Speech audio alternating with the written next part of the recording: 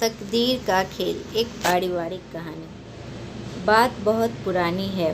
गुजरात के शहर सूरत में सोहन लाल नामक एक व्यापारी थे। इनका कीमती रत्न का कारोबार था।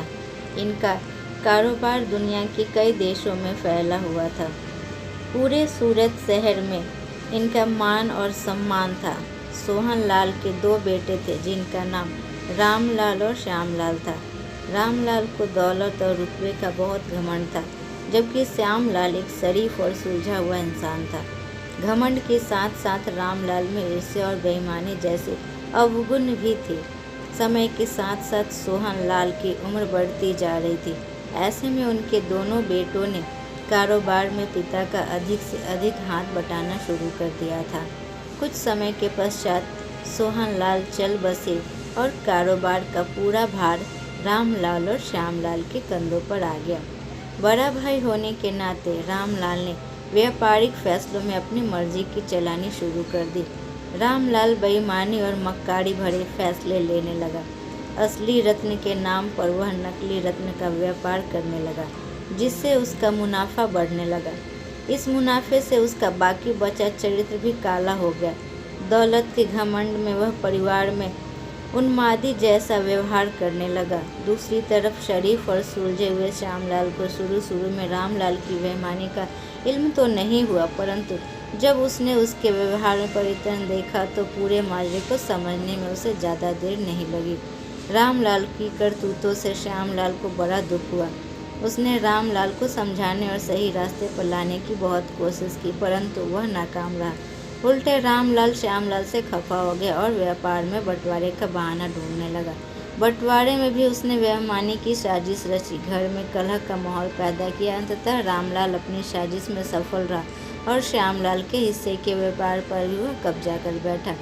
रामलाल के व्यवहार से दुखी होकर श्यामलाल ने शहर की दूसरी तरफ अपना ठिकाना बनाया और रत्न के अपने व्यापार को नए सिरे से शुरू किया। ईमानदारी की नींव पर शुरू हुआ श्यामलाल का व्यापार जल्दी चल निकला। एक तरफ जहां श्यामलाल की ख्याति देश और विदेश में बढ़ने लगी, वहीं दूसरी तरफ रामलाल की करतूतों की पोल खुलने लगी थी।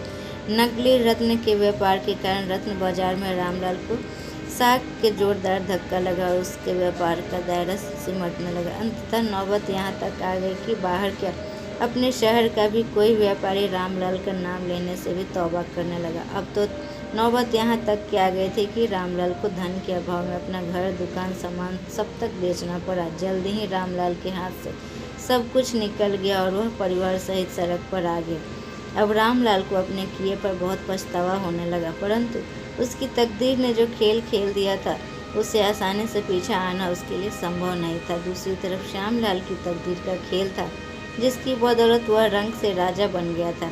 जब रामलाल की बदहाली की खबर श्यामलाल को लगी तो उसे बड़ा दुख हुआ। पुरानी बातों को भूलकर वह भागा अपने बड़े भाई रामलाल के पास पहुंचा और रामलाल की लाख मना करने के बाद भी उसे परिवार सहित अपने पास ले आया। यह भी तकदीर का ही खेल था। जिस भाई ने के साथ रामलाल ने बदसलूकी कर उसे सड़क पर पहुंचा दिया था, वही भाई आज उसे सड़क से उठाकर अपने घर ले आया था। इस कहानी से यह शिक्षा मिलती है कि तकदीर कब किसके साथ क्या खेल खेल दे, इसका अंदाज़ा कोई नहीं लगा सकता। हाँ, इतना ज़रूर है कि आपके कर्म ही आपकी तकदीर लिखते हैं। जिस तरह रामलाल और श्यामलाल के कर्मों के आधार पर तकदीर ने उनके साथ खेल खेला था, इसी तरह अच्छे कर्म करते रहना चाहिए। क्या पता कल तकदीर आपके साथ क्या खेल खेल जाए। इसलिए कहते हैं तकदीर का खेल निराला है। धन्यवाद। उम्मीद करती हूँ ये कहानी आपको पसंद आए। अगर पसंद आए तो आप लाइक, शेयर और सब्सक्राइब करें।